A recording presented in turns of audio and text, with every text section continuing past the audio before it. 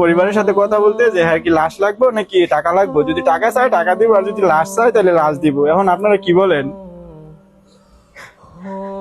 ভাইস্তা দুঃখের কথা কি কইতাম, তেলারা ফারাইছি ওই অনেকটা লেনদেন করে 5-6 লাখ লেনদেন করে ফারাইছি ভাইস্তা।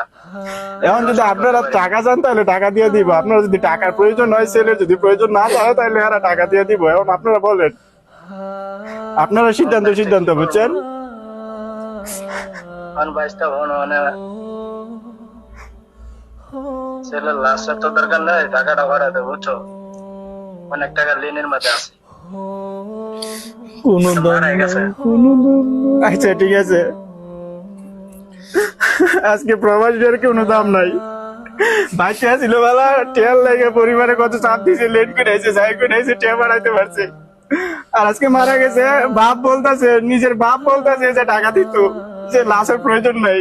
এটাই প্রবাস জীবন, কিছু করার নাই, আমরা এই প্রবাসীরা এরকমই। ছেলে মানুষের জীবনটা ভাই ধ্বংস, বুঝছে? কোনো দাম নাই দুনিয়াতে, কোনো দাম নাই, টাকা ছাড়া কিচ্ছু দাম নাই।